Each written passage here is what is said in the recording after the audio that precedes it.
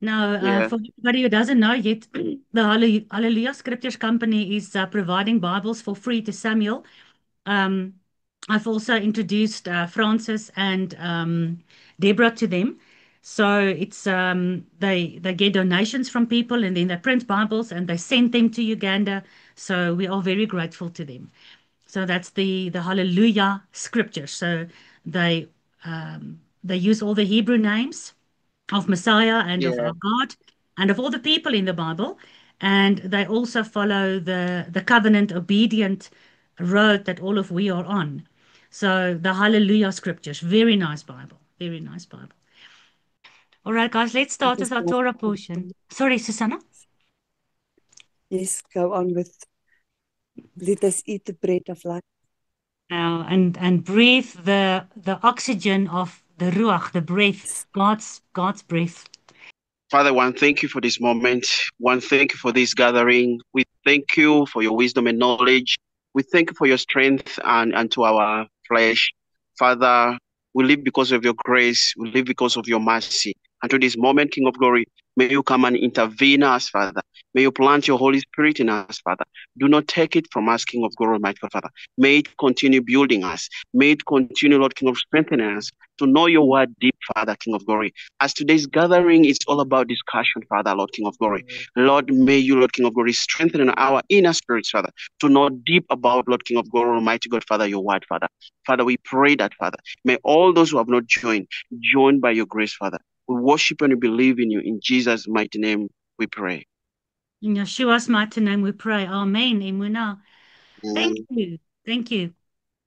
All right, so our Torah portions for today. Have you guys prepared? Are you ready with your feedback and to discuss this together? It is an amazing Torah portion. There's always so much to learn. So it is Leviticus 25, Jeremiah 32, and Luke 4. We're not going to go to the second Torah portion. We will not get there. I know that for a fact. So let's start with Leviticus 25. There's so many levels to read this on. So most people just read this if people even read the book of Leviticus. Most people don't even read the book of Leviticus. But the remnant, the called out ones, the ones that has been called out of darkness into light. We love the book of Leviticus. That's why we love doing the Torah portions. We read this on physical level, but there's also time slots. So it was written for that time. So we read it, how did they do it in that time? And then you start delving and you see this amazing understanding for your own life.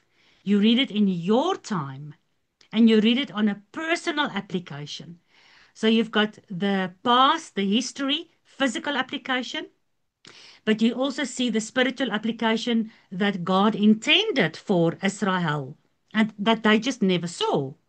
But then you also start realizing what is this amazing prophetic meaning, not only for your lifetime, but also for the end days. Now, unfortunately, I'm one of those people, everything I read in the Bible, I'm reading it past, present, and future. I'm always looking for what did it mean then? What does it mean for me now? What does it mean for the end? And once you start having that kind of perspective, everything in the Bible starts falling into that cycle of past, present, and future. You cannot help yourself. When you sit with people and you read a verse, you sit there and you just want to tell them what you are seeing in it, what application you're seeing in it for us, and what end day prophetic application you see in it for the future. But, people look at this verse so many times and then it's just boring for them. But yeah, it's a huge thing. This Sabbath year and the Jubilee year and all the promises that goes with it for those who obey these instructions is astronomical. I mean, if you just look at the number 6 and the number 7 in this piece of Leviticus 25, immediately the whole thing about the 666, the number of the beast, which is the number of man. Man is all flesh. We are corrupted. We are in the sinful world. The world is only going to be 6,000 years old. This whole thing about six, and then the seventh that comes, it breaks open a massive amount of revelation and understanding and wisdom for those who's got eyes to see. For the rest of the people, this is just boring old Jewish things. So, I want to break it. I want to break it open because, like Susanna said, it's really freshly baked bread, and it's fresh every year. You can go through this Torah portion year after year after year. I heard Monty Judah say once, um, that specific recording was his 25th year that he has recorded that specific Torah portion. And he says every single year there's new things. If the word is really alive, a lot of people will say the word is living. The living word lives in me. But if the word is really alive, you can read the same thing a million times and you'll get something from it each and every time. There's nothing boring for me. There's not one verse in the Bible that's boring. So, first of all, I want to talk about the fact that Yahuwah spoke to Moses on Mount Sinai. And this morning, as I was praying, it really went about the remnant. It goes about you and me and people like you and me all over the world. This last day's remnant, this end day called out gathering, this holy set apart royal priesthood, peculiar people, strange and wonderful servants of the Most High. What is this journey? From Egypt to Mount Sinai. I don't know if you guys did the Omer count with me and Yedaya over the last 49 days. We know we had Pesach, unleavened bread, and then Bikurim. And from Bikurim to Shavuot, you count to Pentecost, you count 49.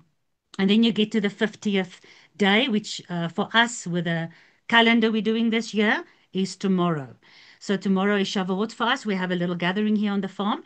But for those of you that actually read those Omer teachings that I've put onto the groups every day for the last 48 days, today I'm going to put the 49th one. Yediah broke open, and it's beautiful. All the places, every time we were doing one of these days, there was a pin inserted on the map from Egypt all the way till we got, when I say we, it's we, us as Israel, us as this gathering, us as the people of God. From Egypt coming to Mount Sinai, there was a pin inserted at all the camping places. Did you guys see that?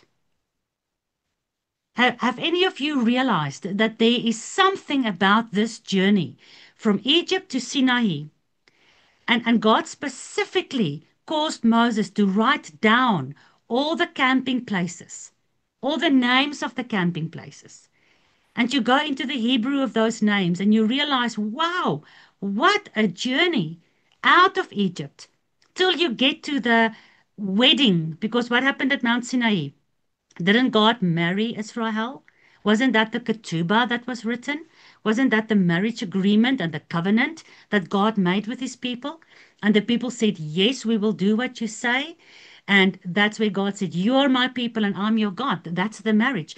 So from us leaving Egypt, getting out of Egypt, coming to the point where the marriage supper of the Lamb is going to happen eventually, there was camping places along the way. Who of you saw that? Yes, I was doing this walk with her now as well, and she opened up all the Hebrew names of each place, and then it had some spiritual meaning to every one of it.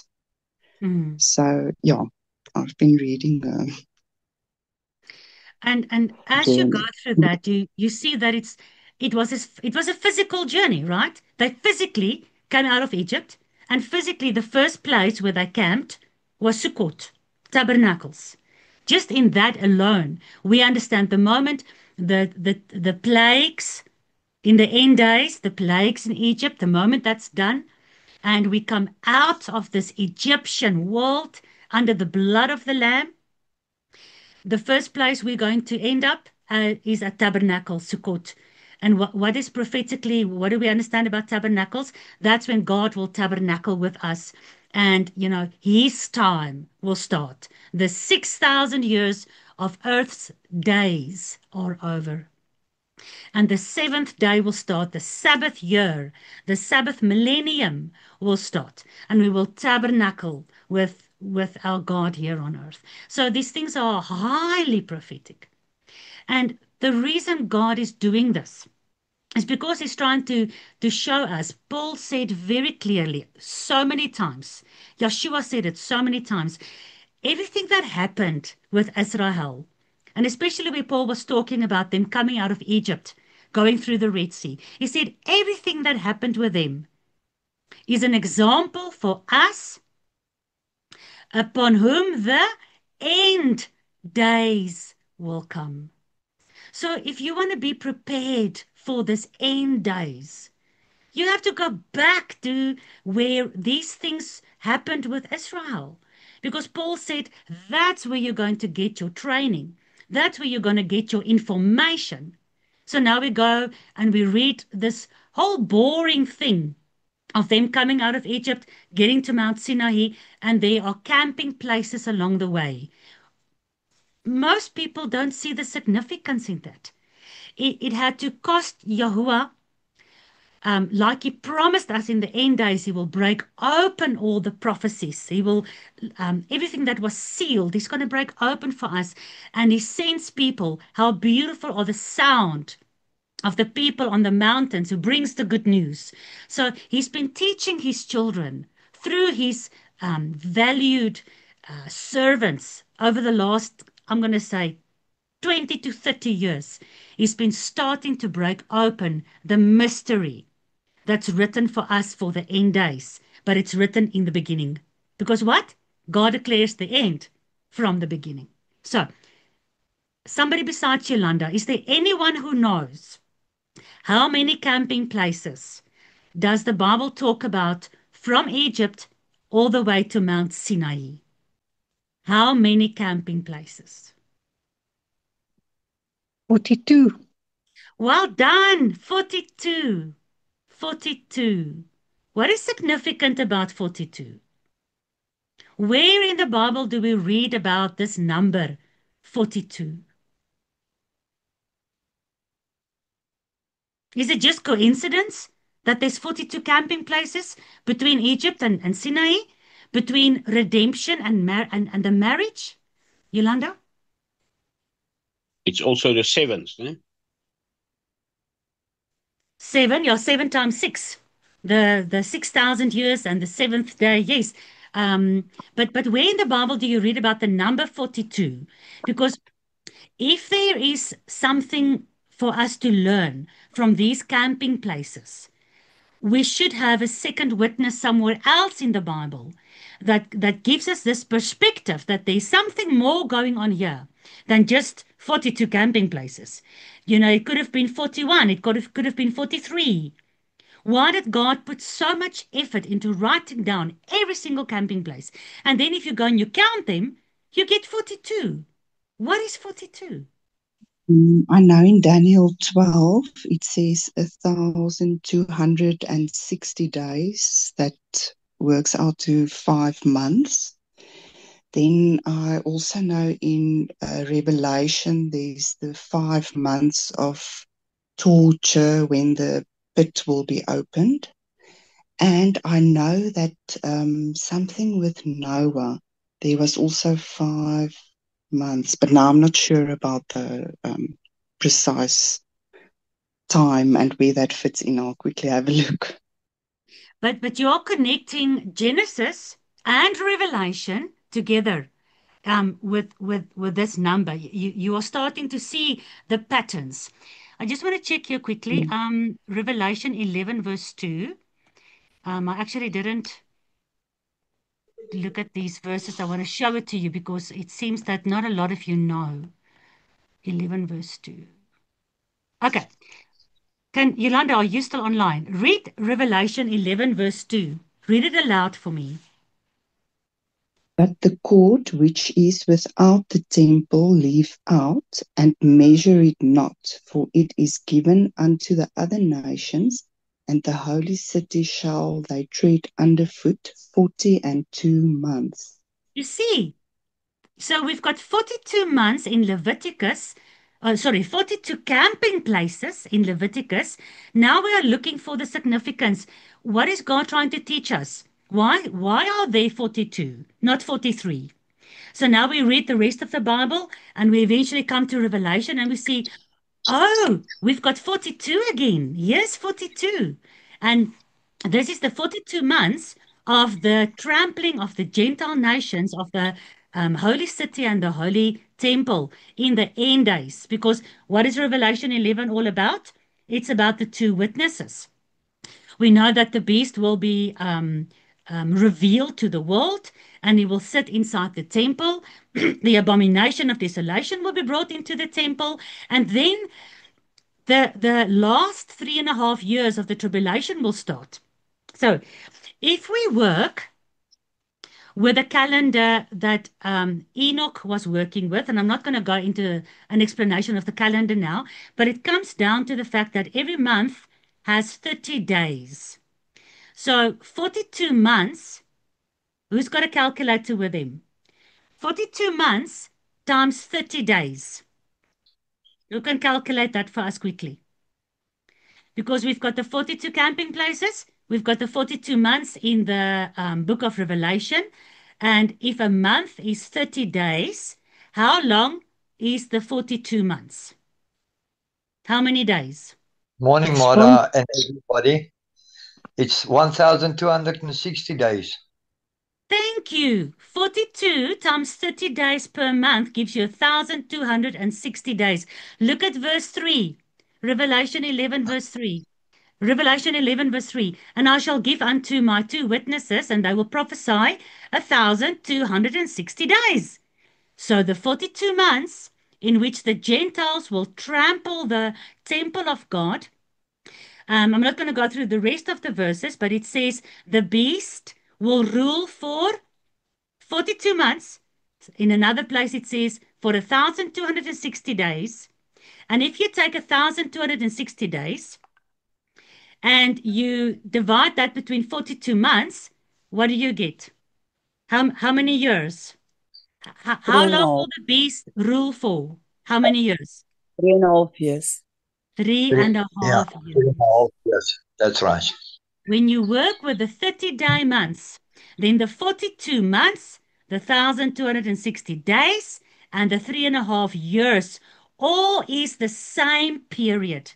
Now, let's go back to Leviticus, our Torah portion. Leviticus 25. So here Yahuwah speaking to Moses. Moses arrived with Israel at Mount Sinai. Marius, just mute yourself, please. So as Israel was traveling from Egypt to Mount Sinai, there was 42 camping places, right? So now we see the correlation with the end days. The last 3.5 years, or 42 months, or 1,260 days, will be the worst time. Yeshua says it will be a time like never before. Daniel and Yeshua and all the prophets talk about the persecution and the tribulation, Jacob's trouble. How long will that be? The exact same period. Because from the moment that the beast is revealed, the Antichrist, he starts ruling, and the abomination of desolation is brought into the temple. It's in the middle of the 7-year period, the last 3.5 years. So is it a coincidence, guys, that there was 42 camping places out of Egypt arriving to Mount Sinai? Can you see what God is trying to teach for those who's got eyes to see? He's trying to teach us something out of the 42 camping places so that we can be prepared for what's lying ahead in the last 42 months of this 6,000 years on earth. So no wonder that God is teaching us about the Sabbath year after the 6 days of working and after the 6,000 years of working in this corrupt field. There's going to be this Sabbath day. But to get to this Sabbath day, to get to Mount Sinai, to get to the place where you meet with God, where this God is revealed to you, where you go into covenant with Him, where you live with Him forever. To get to that, you have to go through 42 camping places. You have to endure 42 months. So it's like Jehovah's giving us one camping place for every month that we have to endure this last stretch of Earth's existence. Once you understand that, it must prickle your interest and your curiosity to go through the Torah portion, not the Torah portions, the Omer count, the 49 days Omer count that Jediah has prepared, that I've put for you in the groups. Go through them again. Now you realize each one, like Yolanda said, of those 42 camping places in the Hebrew, the names mean something. We need to get to know that and understand that, because that's going to be our battle plan. It's going to be our survival guide. It's going to be our training manual for the last 42 months on earth. Do you guys see that? You read that whole journey and you see your own journey, but you also see humanity's journey. You see the enemies that comes against you on this journey. You see the enemy from within. The bitter water at Mara from within. Your own doubt and fears. Like Susanna said, when you fear, you open a door. So on this journey, when those fears and those doubts and those enemies that is explained to us in the 42 camping places from Egypt to Sinai, when that comes against us and we are not trained by taking the word literally, taking those camping places literally, but in the same breath taking them prophetically for our journey in the last 42 months, then you will not be prepared to endure this journey. And along the way, some people died, some people wanted to go back to Egypt, some people rebelled against Moses, and some people were killed by God. All right? And some of the people got killed by the enemy. And some of the people got bitten by the snakes. You know, so there's so much for us to learn from that. Okay, with all of that said, I hope that you are ready, because now to understand this amazing thing of that God is teaching us very important lessons out of mundane, boring things like 42 camping places. Now we look at what is it that He wants us to do. Now we're halfway to the promised land. We are out of Egypt. We are at Mount Sinai, and now we are on our way to the promised land. What is He teaching us? Because remember now, the 3.5 years, which is the 42 months, which is the 1,260 days, it's not there for nothing. 3.5 is at the center of 7. 7 is a cycle. The whole Torah portion today is about these cycles. We've talked about cycles 1,000,000 times already. There's so much more in these cycles than just counting days and months and years. The rest of this chapter is about the Jubilee year. All right? But it's about so much more. God is not only teaching us what He wants us to do, and I'm going to talk about that next. And then I want to talk about what is He promising us when we do it. Because if Leviticus 25, if this Torah portion today is end day instruction and promises and prophetic meanings, we will read through this and we're going to have a perspective not only of the past, how it was there with them at the mountain, how it is for us today in our lives where we understand we are now getting trained for all these cycles until the end. But we also see the promise of how it's going to be right there in the end. So the first thing, and remind me, Yolanda, help me to remember these two things. The physical application for them, and then the end I promise for us in the end. Help me, I need to get to those things. All right. The 3.5 is not without reason. Because if we think about another witness, where else in the Bible did we read about something significant of 3.5 years? You can think about it a little bit. I'm not sure if somebody's going to remember that quickly. But in the book of the Kings, God said to Elijah, he has to prophesy 3.5 years of drought. Do you remember? They had this whole thing about the Mount Carmel battle between God and Baal, and then God won the battle. But the people didn't care. Jezebel and Ahab deceived the entire nation of Israel. Elijah was standing there and he said, who's with God? Who's on God's side? If Baal is God, worship him. But if Yahuwah is God, worship him. And the Bible said Israel kept quiet. They didn't even answer Elijah. And when this whole thing with the Mount Carmel was over, remember, Jezebel wanted to kill Elijah. Where did Elijah go? Remember, there was this whole 3.5 year drought. And just before that started, and Jezebel, the whore of Babylon, together with Ahab, that was from God's own people, the king that turned into an antichrist kind of picture.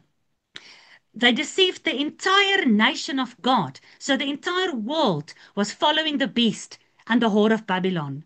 And Elijah was alone. And then Jezebel said, I'm going to kill you. Just like we see in Revelation.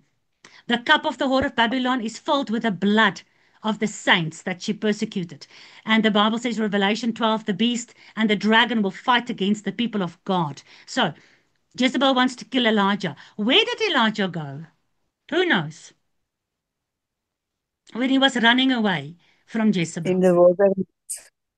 Okay, he went to the wilderness. It's amazing. Israel is where now? In the wilderness.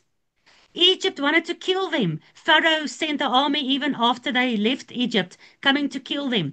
But Moses, the law, the prophets, and Joshua, the representation of Yeshua, under covenant with God, we came out, we survived all that attack.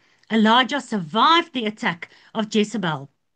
We are not necessarily going to survive the attack of the whore of Babylon in the end days, but our souls will survive. All right? After God was looking after Israel in the wilderness, after he was looking after Elijah in the wilderness, remember, he sent the crows with meat and food, and there was a stream with water, and eventually he even sent an angel that baked some bread for Elijah. Wow. I mean, for me, that's exciting because in the end days, there's 3.5 years, there's 42 months. God looked after Israel for 42 camping places. He gave them the quartels, those birds. He gave them meat. He gave them bread. He gave them water. He looked after them. He looked after Elijah in this wilderness journey. All right? And that's our example, like Paul said, for the days of the end. Okay, but now, when his journey in the wilderness was over, just like here with Israel, their 42 camping places is done. They came through them. Israel is now at Mount Sinai. Where did Elijah go after his time in the wilderness? To the widow. Before he went to the widow, Susanna, well done. Before he went to the widow, where during the 3.5 years, God provided his child with food, with bread. because the widow looked after Elijah for that 3.5 years. Miraculously, ne? The oil didn't get finished in the bottle, and the flour didn't get finished. A beautiful picture that. But before he went to the widow, Was in a mountain, in a cliff. in a cliff, in the mountains, which mountains? I can't remember now. But well done, you are right. Who knows? Which mountain did Elijah go to? Was it Horeb, the And mountain of Elohim? what is another name for Horeb or Horeb? Sinai. Well done. Isn't it amazing? 42 camping places, you end up at Mount Sinai. 42 is the same as 3.5 years. Elijah is at the brink of his 3.5 years of drought and tribulation under Jezebel. But God looks after him with the widow. But God takes him to Mount Sinai first. And there God reveals himself to Elijah. Not in the earthquake, not in the thunderstorm, but in the what? Voice, a soft The wind, voice. the ruach. Soft wind. Soft wind, the Whisper. soft breeze, the ruach. So this stopping point at Mount Sinai. I mean, we've only read verse 1. We're only discussing verse 1. But for those who's got eyes to see, for those who are hungry for God, for those who know that He's busy training us through these cycles of His Torah portion, He's busy training you and me for the end days. There at Mount Sinai, God spoke to Moses. There at Mount Sinai, God spoke to Elijah. There at Mount Sinai, God is speaking to us. So now we are ready. Sorry, it took a long time. But now we are ready to try and see what God is telling us now that we arrive here at Mount Sinai. All right. Dirk? It might be conjecture, but we see Paul spending some years in Arabia. And the thought is that most probably Paul also was in Sinai when he heard Yahuwah speak to him. Just thought I'd share that. Very interesting. There's quite a lot of research that actually does confirm. I also kind of want to believe that conjecture that he actually also, yes, went to Mount Sinai. Yeah, thank you for that. Yolanda? Just for interest's sake, Elijah, I'm going to read 2 Kings 2, verse 23. And he went up from thence unto Bethel, and as he was going up the way, there came forth little children out of the city and mocked him, and said unto him, Go up, you bald head, go up, you bald head. And he turned back and looked on them, and cursed them in the name of Yahuwah. And there came forth 2 she-bears out of the wood, and tore 42 children of them. Wow. How interesting. Wow, Yolanda. I forgot about What that. what would the 2 she-bears be representing? Oh, I'm we can wondering. think about this. I cannot think about this quickly. All I know is, okay, if 42 we do agree is for sure an end day number, because the beast will rule for 42 months. The Gentiles will trample everything that's holy to God for 42 months. All right. So if 42 is the end day number, I'm thinking also about one of the 4 horses of the apocalypse, together with the 4 winds that, if you did the Daniel Bible studies, I showed you the 4 winds and the 4 angels of Daniel. Compare that to Ezekiel and Zechariah. Compare that to Revelation. The 4 beasts, the 4 angels, the 4 winds, the 4 corners of the earth, the 4 corners of the altar. One of those plagues was wild beasts. And it actually says that God is going to allow the wild beasts to tear and devour the people on earth. It's part of his plagues. it does say that when Abyssos is broken open and those spiritual wild beasts, those spirit beasts that is released from Abyssos, who's going to, Yolanda, remember, you said 5 months when you work it out. Yeah. In Yeah. 5 months, those released fallen angels who's got like scorpion tails will hurt the people, but not the ones that's got the name of God written on their foreheads. So here the beasts are coming out. The beasts from the wild. I mean, it's not even that these were trained bears who just wanted to protect, Elisha. It was just random wild beasts coming out from the wilderness, attacking the people that's cursing the prophecy of God. So for me, when I look at this and I think, what can it mean? This 42 months of tribulation and the people that is part of this persecution of the end day saints for 42 months, together with the beast and the horde of Babylon, Jezebel, they will be devoured. This 42 months will be eaten up by the plague that God sends, which can even and does even include wild animals. We see both in the book of Zechariah as well as in Revelation. Um, please do the Daniel studies. It is so interesting that one of these plagues that God sends will be wild animals.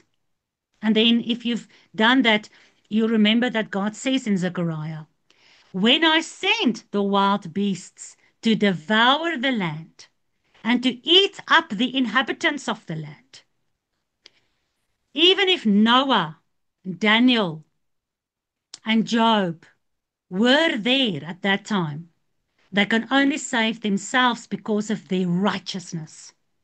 But they cannot save daughters and sons. But there will be a remnant in the end days when God sends those four winds. One of them includes the wild beasts. And it says the remnant will save sons and daughters. What amazing end day confirmation, training, and promises we have when we bring all of these things together. Yolanda, thank you for bringing that up. Go ahead. Sorry, I'm just thinking, I've heard about the four altar judgments of Yahweh. So it will be like hunger, the sword, the wild beasts. That's part of plagues, as far as I know. Yes, yes. So And it's then, I hunger, don't the know. sword, pestilence, and wild beasts. Yes. Oh, is it different? I thought the wild No, beasts is with the plague. it I'm not is. It sure. is. Don't lose focus now. The plagues Yeah. and the bowls of wrath and the seals that's broken, that's all summarized in these four things that God sends. Remember, there was the four angels at the four corners of the earth.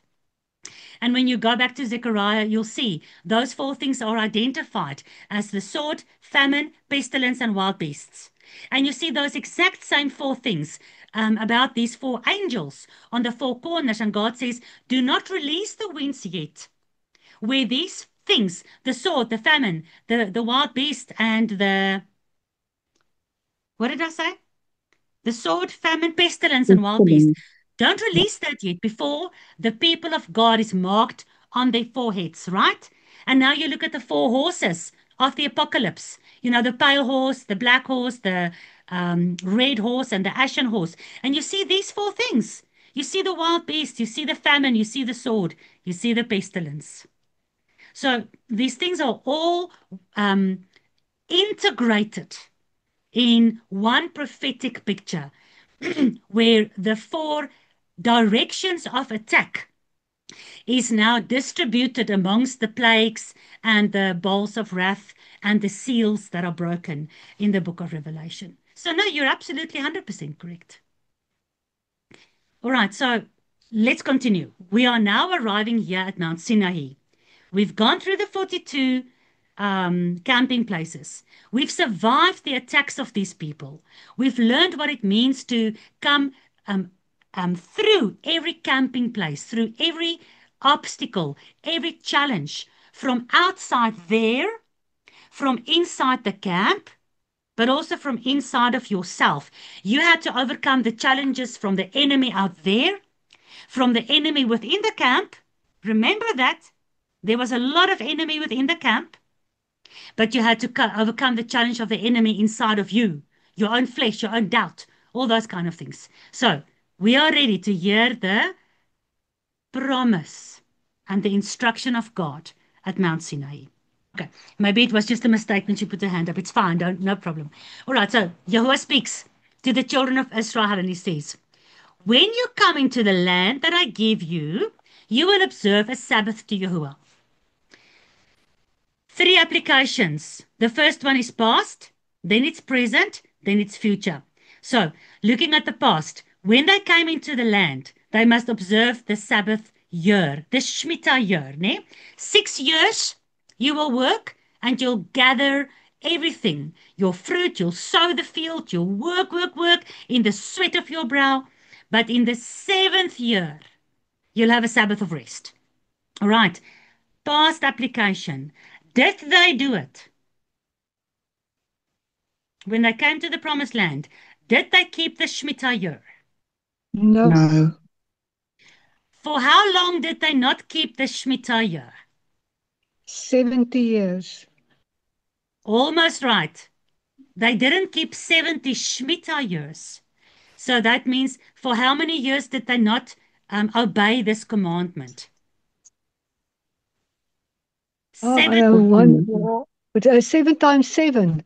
490 49. years. Yeah. Well done. Yeah. So Jeremiah says to Judah, because at that stage Israel was already taken into captivity by Assyria, and Israel became the Gentile nation, scattered into all the world to be regathered only in the last Shemitah year, because that's what Yeshua said. Ne? Luke 4 is part of our Torah portion today, and Yeshua said he came to announce the acceptable year of God, which is also in Isaiah 61. All right. So the gathering of Israel will be in that last Shemitah year. Okay. After the 49 camping places. But Jeremiah says to the house of Judah, for 490 years, you did not obey the Leviticus 25 commandment of our God. Now you are going to be taken into captivity. Tannie Pietru, for 70 years, they went into Babylonian captivity. So in the past, they didn't keep it. And it cost them their captivity for 7 cycles, 70 years. They were captive under the whore of Babylon, which is the mother of, the Antichrist, the king of Babylon, who's the head of gold of that statue that Nebuchadnezzar was dreaming about. And this whole statue will culminate in the 10 toes in the end, but its roots are still Babylon. That's why Revelation says, come out of Babylon, my people.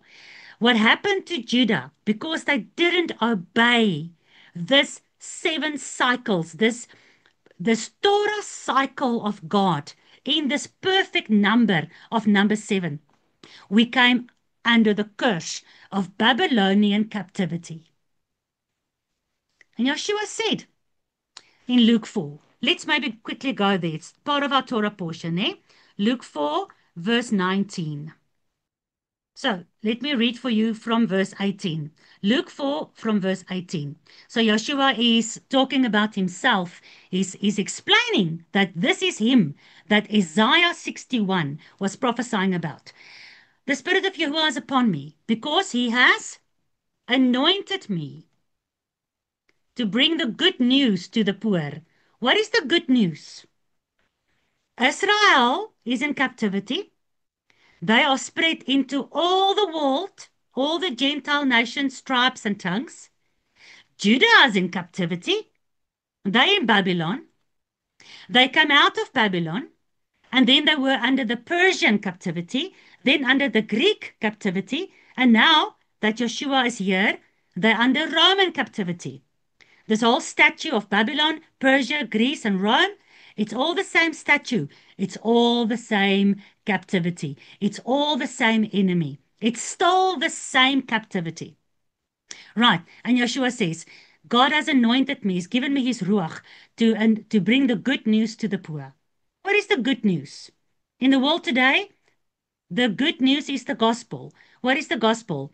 Jesus died for your sin so you can go to heaven. That's the gospel. Right? If everything I said this morning is true, what is the good news?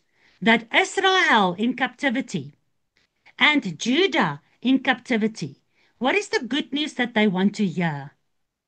Like Yahusha said there in verse 18, to set deliverance to the captives and the brokenhearted, heal the brokenhearted. So How it's to be brokenhearted? set Do you remember Daniel, Yolanda? How brokenhearted was Daniel in Babylon? very much. He was praying for forgiveness for his forefathers and everyone there, and for himself, what they did wrong. Mm. And this, you're brokenhearted. You are like the prodigal son. He ended up in the pigsty, brokenhearted. He just wanted to go home. So the good news is that legally, God has this way in which he can bring scattered Israel, Gentiles, strangers, pagans. He can bring them back into covenant with him. This good news that finally the Messiah from God's own right hand can bring the Gentiles and reconcile them with the Jews. And both Jew and Gentile can become one again, one new man, one in Messiah, one nation with one king. Who's their king? The Son of David. That's the good news. The good news is for the Gentiles so that Yeshua can send his fishermen to go fetch the fish, to go fetch, like he said, the lost sheep of the house of Israel out of every tribe, nation, and tongue, out of the Gentile nations. And like Paul said, bring them back into covenant with God, graft them back into the olive tree of Abraham, Isaac, and Jacob. And now there's no more Jew or Gentile. Now there's only Israel, one nation. So that's the good news. And the disciples is sent first to Judea, for the Jews, then to Samaria, the northern 10 tribes, then into the utmost of the earth to spread the good news, because Yeshua is the only way back out of Babylonian and Assyrian captivity. He's the only way back out of paganism. He's the only way back for the lost sheep of the house of Israel and for the blind Jews and for any Gentile like Ruth who says, your God is now my God. All those, Yeshua's the way back into covenant so you can be Israel again, survive the 42 camping places, come out of Egypt and Babylon and come to Mount Sinai because God married Israel at Mount Sinai. How many pagans was there? How many Egyptians? How many Gentiles from other nations was there around Mount Sinai?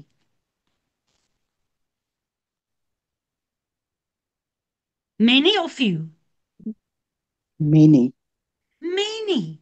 The Bible calls them a mixed Multitude. Multitude. massive amount of pagans that, remember when Joseph went to Egypt, all the world had famine for 7 years. All the world went to Egypt to sell themselves as slaves just to get food. So there was people from every tribe, nation, and tongue of the entire world in Egypt, together with many Egyptians that left Egypt under the cloud and under the pillar of fire, that came out of Egypt through the Red Sea, that obeyed God, listened to Moses, and believed in this God of Israel. Did God marry them at Mount Sinai? Does it say God made a covenant with the Egyptians and the mixed multitude and Israel? No, they Yes. were part of them.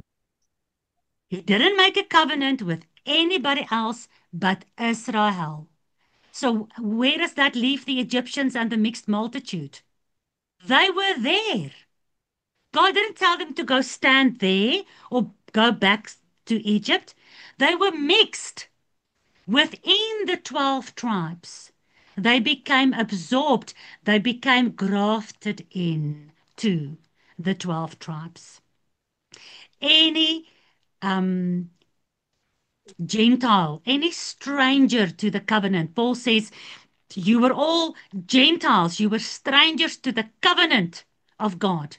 You were strangers to the promise that he made to Abraham, Isaac, and Jacob. But now through Messiah, who is the way back, the good news that there's a way back, you who were far away, Paul says in Ephesians 2, you also can now come close. Now you're no longer strangers to the covenant. Now the mixed multitude and the Egyptians, they are no longer mixed multitude and Egyptians.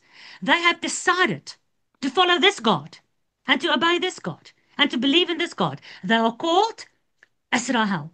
And God says in Isaiah 56, even the son of the stranger who keeps my Sabbath days, I will bring into my covenant, and I'll give a name to them better than my own sons and daughters.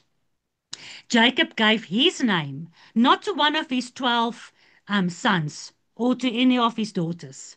Jacob gave his name to the two strangers, the two half-breeds, Ephraim and Manasseh. He said, let my name, Israel, be upon them. Ephraim will be scattered as a multitude of fish in the entire earth. But they are called Israel. When you Shema, you hear the voice of the Good Shepherd. When the good news is announced, and you come back on this way of Yeshua, the living Torah, you come back and your name is named Israel. And that's whom God made this covenant with. And now Israel is scattered into all the world because we didn't keep the Shemitah here. We didn't keep any of his commandments. We became pagan in the worst sense. Even Judah, with all their arrogance, they mustn't be arrogant. They didn't keep the Shemitah here. That's why they went to Babylon. And now for both Jew and Gentile, both the house of Israel and the house of Judah, this is the good news. You are poor, Yeshua says in Revelation. You don't know that you're poor. You think you're rich, but you are poor. But if you realize how poor you are, this morning me and Susanna were speaking, we realize how we don't deserve anything from him. We are poor. We are not keeping the Shemitah year. So the beasts are devouring the cattle. There's famine. There's drought. We are not living in the abundance of the Garden of Eden. No, we are poor because we realize we are in captivity. So here comes Yeshua. And as God promised through Isaiah, he brings the good news. Now there is good news to the poor. Now he sent Yeshua to do what? To heal the brokenhearted. If you realize you are the lost sheep of the house of Israel, and you realize you are out of covenant, and you've done wrong, and you repent, you are brokenhearted.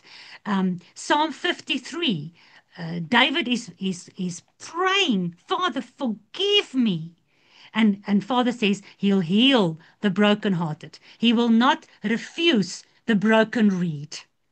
So the brokenhearted know that we are stuck in this corrupt world and we long to be taken back to Jerusalem. We long to be part of the marriage supper. So he's healing us spiritually. People like Susanna is experiencing physical healing, but the ultimate healing will be when this corrupt body is changed at the twinkling of an eye in an incorrupted body.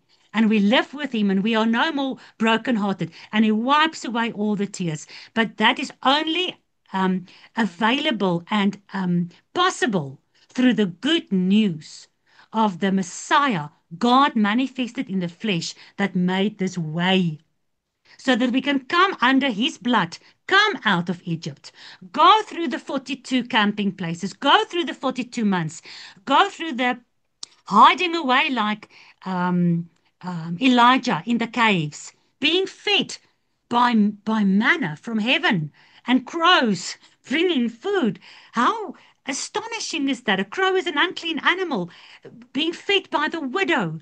But we survived that. And I said to Father this morning, if this is what you are teaching us at Mount Sinai, like you taught Elijah, then we can also, like Elijah, remember, after the 3.5 years, he was an old man. How fast did Elijah run before the chariot of King Ahab? Did Jezebel ever get to kill him? You know? No. So this training is for us.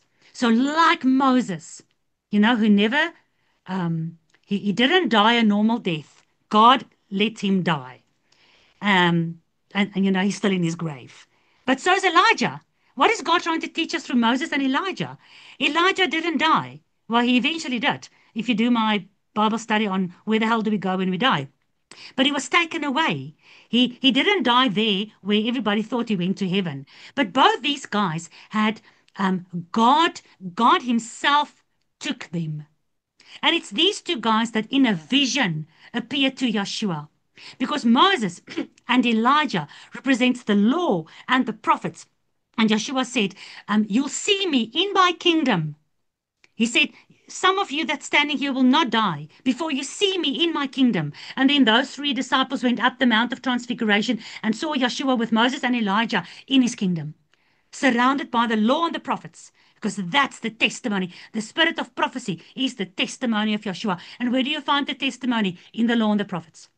What is God trying to teach us through Moses at Mount Sinai? Through Elijah at Mount Sinai? He's teaching us to keep the Sabbath. And if we don't do it, we'll be under the Babylonian exile. We'll be stuck in Babylon. And we will receive her plagues when God comes back.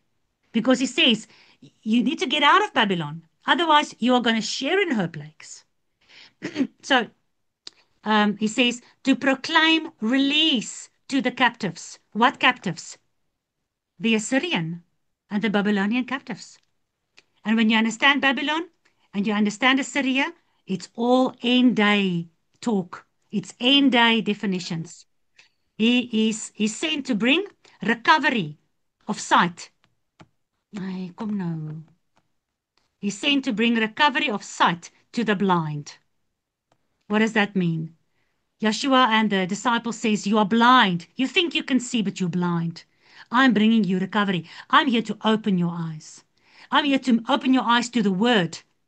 I'm here to open your eyes to the world out there so you can expose the darkness and you can bring the good news. You can understand the law and the prophets. I'm here to bring recovery of sight.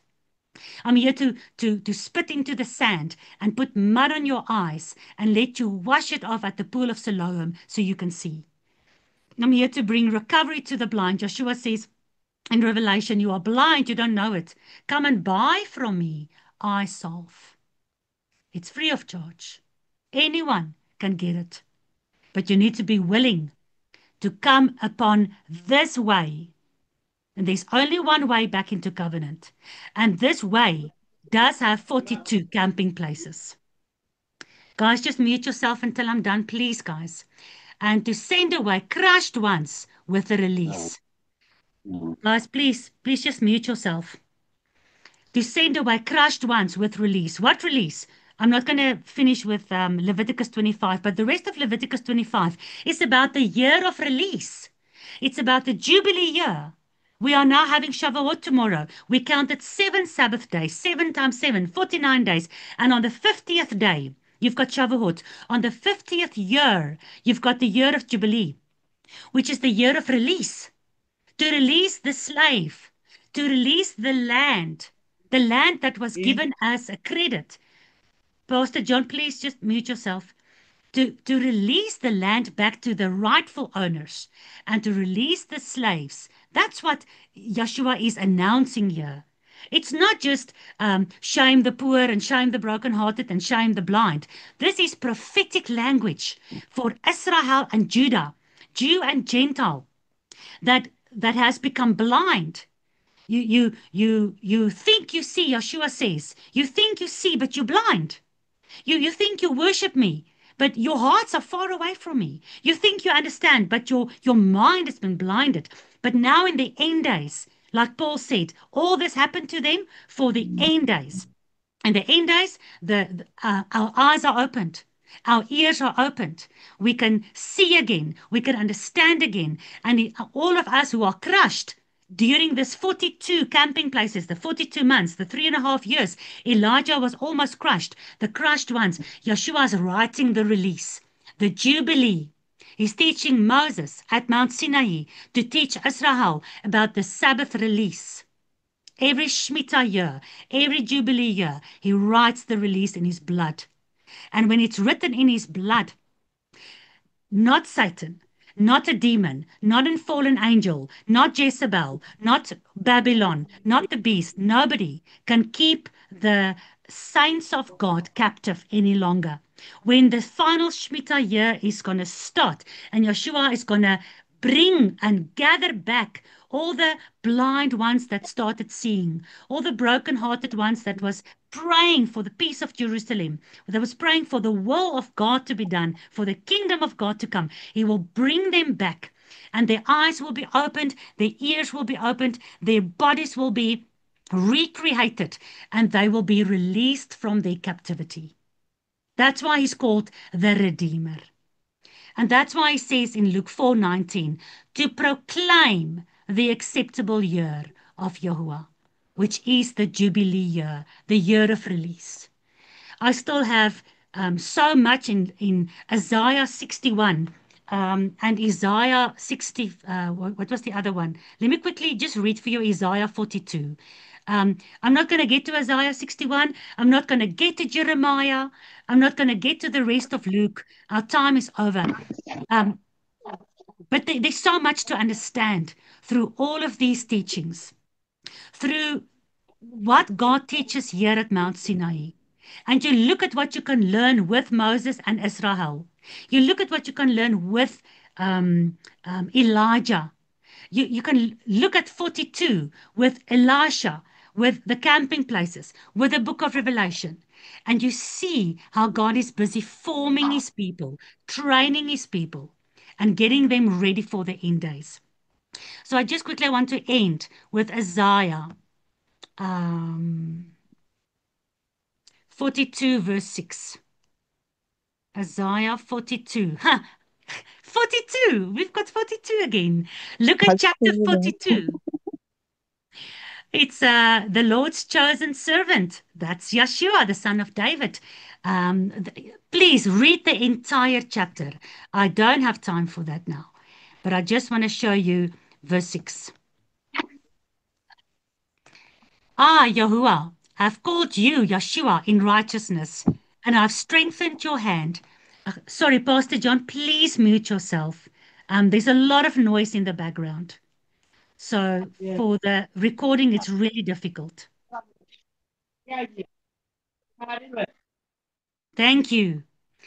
I've called you in righteousness, and I've strengthened your hand and guarded you, and give you as a covenant for the people and as a light for the nations. That's the good news. Yeshua is the covenant, because the covenant is the Torah, broken twice on stone, written on the hearts of those who's going to come through these 42 camping places, written on the hearts of those servants who's going to be willing to endure like Elijah. Although we're alone, we're willing to endure under Jezebel and Ahab. We're not going to give over. We are going to kill those 400 Baal priests and Ashtoreth priests. And we're going to end up maybe alone and depressed and scared, hiding away in the mountains and in the caves. And we want to die. And God said to Elijah what? Elijah, you're not alone. I have a remnant that I've gathered for myself, my remnant, my inheritance, my loyal saints. I've gathered a remnant of 7,000 men who didn't bow their knee to Baal. Elijah, you're not alone.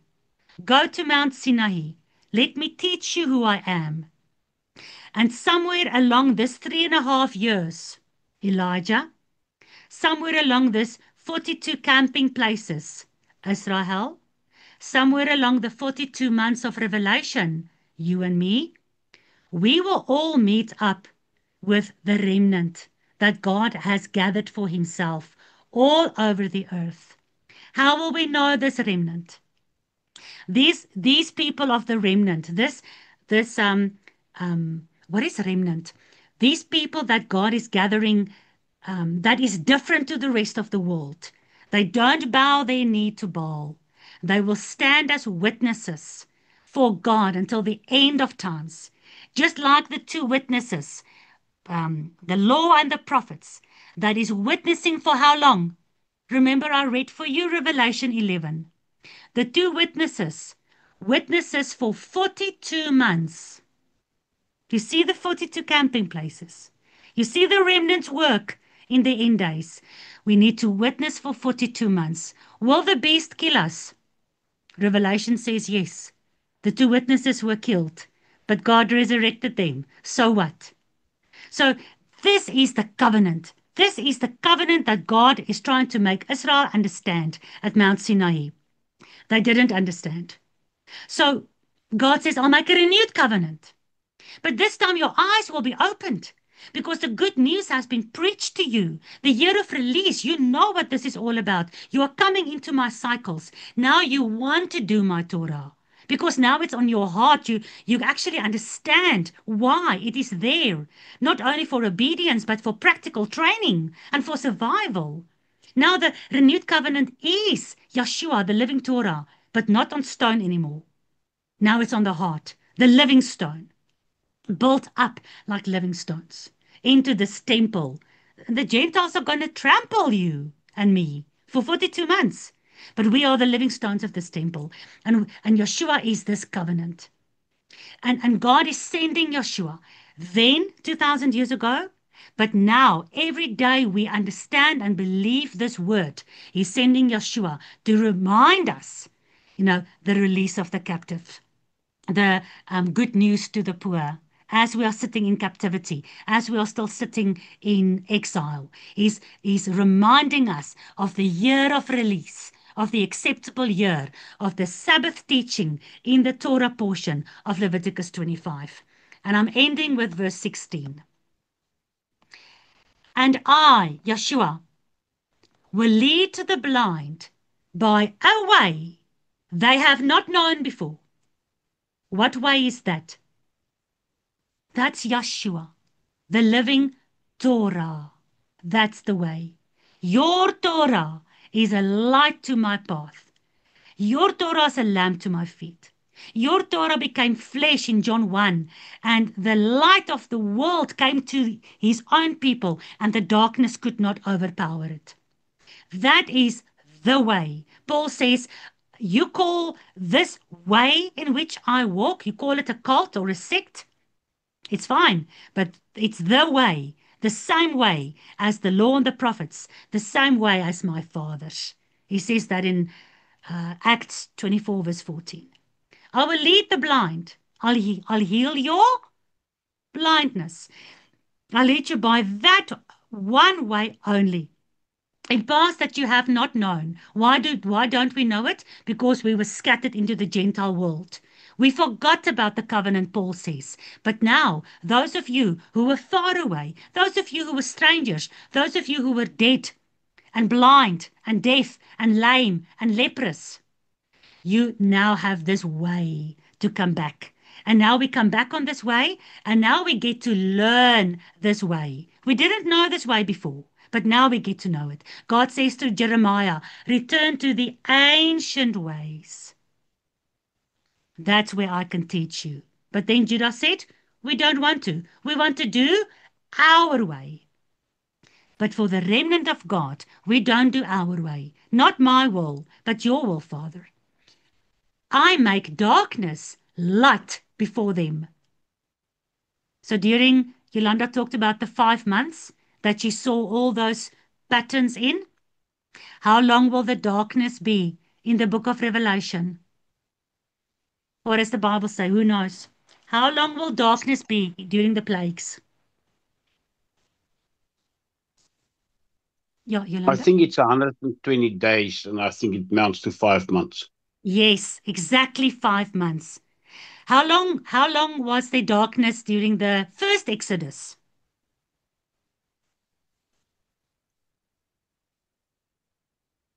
Yolanda? 3 days. 3 days. Did God make light for the people of Israel in Goshen while it was dark in the entire Yes, Egypt? Yes. yes, Will he God did. make light for us in the 5 months of darkness in the book of Revelation? Yes. He says, Yes. I will make darkness light before them, and crooked places I will make straight for them. Difficult ways that we're going to walk in these 42 camping places, He'll make it straight for us. These matters I shall do for them. Remember what Susanna said, I shall not forsake them. Yolanda, go ahead. I'm just seeing now with Eliyahu, the 3.5 years without rain and famine, and it's making me thinking of the word as well. We will have no word, or nobody will acknowledge his word in it. And the bees, obviously, there was just, Yeah. sorry, they No, you're fly. right. You're right. Go ahead. So there was just a bee at my window, and that made me thought that how they are doing Endangered. all the GMO stuff to get rid of them. And we're going to have a physical famine and a definite famine of the word, because how many people are really still reading their word? Yeah, I and, and, can, and what is be in Hebrew? Do you remember? Devar. Dabar. So you Yeah. talked about where God said, I'll send a famine. And we know there's going to be famine in the end days. But he says, not a famine of bread, but a famine Yeah, of my word. of the Joshua word. said, you will not live from bread alone, but from every word of God. So when there's famine in the world, what will we survive on, Mm. Yolanda? The manna, his word, bread of life. The Yeah. dabar, the bread of life, the manna. The world is poisoning the bees, because the world is poisoning the word of God. Bee and word in Hebrew is the same, dabar. The dabar of God is being poisoned. But for those who go through a detox, we go through a deep detoxification by repenting. When you repent and you acknowledge your sin, and you, like the prostitute, Joshua said, go and sin no more. And we get cleansed from all this poison. We can actually come out from this poisonous environment, and we can see the word of God for what it is. We don't eat poisoned bread. We eat the true bread that is from heaven. There's going to be a famine. That's why Yeshua says you have to be the light of the earth and the salt of the earth, because there's going to be a famine and people are hungry for the word. They cannot read it for themselves because they are poisoned. They are toxic. They need to be healed of their brokenheartedness, healed of their blindness, healed of their leprosy. That's why these Torah portions are teaching us how to do it, what to do, and how Yeshua does it and how God does it. We are learning all these things so that we can endure in the end days, and we can help others to endure. The light goes before the darkness. Will we be part of, God's remnant that will be light in dark places, and people will ask us, explain to us what's happening. And you will be able to explain because you eat the bread of life. You know the word. You know, there's the problem of disrespecting the word, and people not knowing that they are taught to disrespect the word. I'm thinking about the fact that there was a time when people started crop rotation in planting.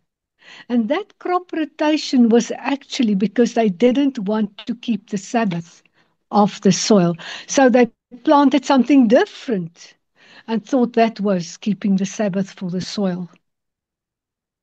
Yeah. And it made a difference because where they usually planted things like corn, then they planted lucerne. Mm. Now, lucerne has those little things on the roots that give more nitrogen to the soil. So that was they tried to do the right thing, but actually in a disrespectful way. And this is what's happening around us. Mm. And what was happening to us before we realized what was going on. And just that word, the acceptable year of the Lord, I never realized that was the Shemitah year that he was talking about. It's And actually the Jubilee year, the the Jubilee 7 year, times yeah, 7. yeah, it's I didn't realize it was that. We only heard these words, the acceptable year, and these beautiful things, but we don't go back to what it means. We don't go back to the spade and to put that shovel into the soil and really work Dig. on the soil. We don't dig deep enough. But that's right, Tannie Petra, because the Bible says, "My people perish for a lack of knowledge." So just think on agricultural level, the way Yeah, that you're talking about now. The people are going to perish. They're going to die of hunger because they are rejecting the Torah. Lack of yeah. knowledge because they rejected my Torah. Because the Torah even teaches you how to cultivate the land. Sorry, Tannie Petra, I interrupted you. You wanted to say something more. No, it's fine. It's fine. Let Elsie go on. Thank you. Bye bye. Sorry. Thank you. Bye-bye, hoor. Okay, Okay, sorry, ma. Elzebeth says, the 6 times 7, which brings us to the 42, is perhaps the sign of man. Yeah, Elzebeth, I think you're right. It's not 7 times 7, which is the perfect number. Antichrist wants to be as close as possible to God. So his number is 6. And if you bring the 7 in with the 6, you get the 42. 42 stops is how long it took Israel to spiritually grow. Again, that's how long it's gonna take men and women of God to grow. Elsaby, that's beautifully said. That's 100%. Thank you very much. Pastor John, if you missed anything, it will be on YouTube. You can just subscribe to the YouTube channel of Two Trees. I will place the link on the Sabbath Gathering WhatsApp group. All right, guys, that's it from me. We are done for today. I think it was a really great Bible study. And again, I'm sorry, we hardly touched the Torah portion verses, but that's why you get it. Pamela, thank you. You get it a week in advance so that you can work through all of that because there's a lot there that we don't even get to. But that's no reason for you not to get to that at your own time. All right, done. Amen. And thank you very much. Who can close for us in prayer? Can I just, because I don't know how to put up my hand and I've been so eager to say something. Can I do it now? You're welcome. You're welcome. Thank you. It's reversing back to Shaul, Paulus, who went to Sinai. It is believed that he went there for 14 years. The reason being he did the 3.5 year Torah study, the lexicon that goes for 3.5 years, because you get a 1 year and a 3.5 years. And that is, he studied the Torah in the Pardes, the 4 levels of understanding, the Pashat, Ramesh, Dres. He did that for all levels, and that's why he went there for 14 years. That is also 3.5 years that can be brought in this. Yeah. That's all. That's what I wanted to say. That's amazing. That's amazing. We don't know where this history comes from, but I'm inclined to take it. I'm inclined to believe that. I'm very happy to know that if it wasn't for the 4 levels, the physical, the spiritual, the prophetic, and the mystery levels of every single verse in the Bible, we would never have understood all these things. So, and Paul was an expert in that. So he knew the Torah, he knew the prophets very well, but he had to have his eyes opened. How long was he blind?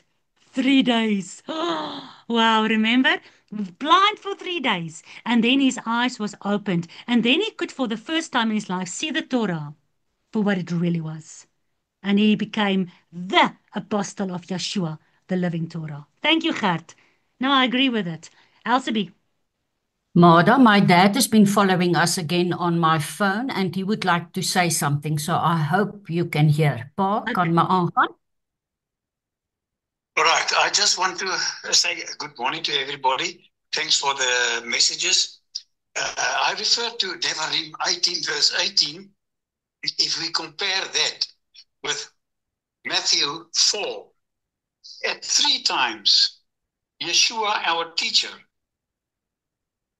was saying, it has been written. Now, if he says it has been written, we were talking about hunger for the word, for the bread of life, because we don't read it. Whilst he warns us, it has been written. And his warning that it has been written reminds us, keep reading the word, the bread of life. And that bread of life started at Devarim 18, verse 18, where Yahweh was saying, I will raise up a prophet like you. I will put my words in his mouth. It is all coming from the Almighty Father. And Yeshua was faithful to that, to warn us. It is written, so read it. That is our solution, to read the bread of life and to realize what is being said to us every day for every day of our lives. Thank you very much. Sure, thank you. Thank you for that. Absolutely. When they asked John the Baptist, are you the prophet? He said, no. Yeshua was that prophet that God said. Just like Moses, everything that happened with Moses. As a baby, he wanted to be killed. Yeshua, as a baby, was almost killed. You know, everything is so amazing. And it's Moses that's bringing us out of Egypt. But it's a prophet like Moses that's going to bring us out of this Egyptian world. And it's going to be a prophet like Moses that's got the words of God, the Debarim, the bees, the Dabar, the honey of the Torah, that's going to make us survive the 42 camping places of the last 3.5 years. Sure, Elsabe's dad, thank you very much. That's amazing. All right, guys. If there's nobody else, will somebody volunteer to pray for us, please? Almighty God, our loving Father, the owner of the bread of life, we are very grateful for this Sabbath gathering. Thank you so much for the inspiration. Thank you for the deep, heartfelt word, what we have shared for, oh God. Your son Yeshua said, he who does not take my word, I will require of it at the end of time. Father, these are all the teachings about end of time. Give us your Ruah, the Holy Spirit of truth, of guidance, to lead us through in this end times with wisdom, insight, and understanding of this bread of life. And Father, I pray that your Ruah will sanctify us as acceptable children, your own chosen generation, the one that you bought with the precious blood. Pray that you keep us alive, keep us in good health until the precious time that we shall be again together for the common good of this world in the next Sabbath. Bless each and every one of us. Bless, oh Lord, our tutor, our mother, the one whom your Holy Spirit has led to teach us this word. Father, grant her more inspiration. Reveal to her the truth of your word. And I pray But when we meet again, when we're in good health, we shall glorify your name. Stretch your hand, O God, and heal each and everyone who is not well this week, and grant liberty, freedom, the captives who are still under darkness, who have not known the truth. Yeshua, you come with for this purpose of delivering them. Please light up your candle inside their hearts to know this truth. And Father, as we come, we shall glorify your name. Be a guide to those who are traveling, safeguard them, a father to the fatherless. You are to the widow, a helper and a strong hand. Guard your people to pray until the next Sabbath, that glory and honor will come back to your holy name. In Yeshua's mighty name, I pray. Amen. Amen. Emunah. And hallelujah. Thank you. All right, guys, we are done. It is done. It is finished. I just want to Thank say, you. Pastor John, thank you so much, Pastor John. Shabbat Blessings shalom. to you. Thank you. Thank you. Thank you. Thank you. Shabbat shalom, Gert. Shabbat shalom. Shabbat shalom, shalom. Shalom, shalom vir julle almal. Dankie julle Shalom. almal. Shabbat shalom. Bye. Have a good week. Shabbat shalom. Shabbat shalom Shabbat julle almal. shalom. Dankie Bye, Dirk. guys. Dankie baie. Mooi dag vir julle. Bye Bye, bye. Denise. Dankie, Bye, Mada. Denise. Dankie. Bye, Marius. Dirk, Adrien. Shabbat shalom julle, tata. Tata. Bye, Susanna. Shabbat Bye. shalom. Ag net weer baie dankie, Mada. Dankie, Mada. Dit was 'n groot seën. Ons wag vir die upload want ek moes hardloop en iets gaan doen. Ek wil weer alles mooi luister. Blessings, bye. Later in die week. Ek sal hom laai. Okay, julle almal. Bye. Blessings. Bye.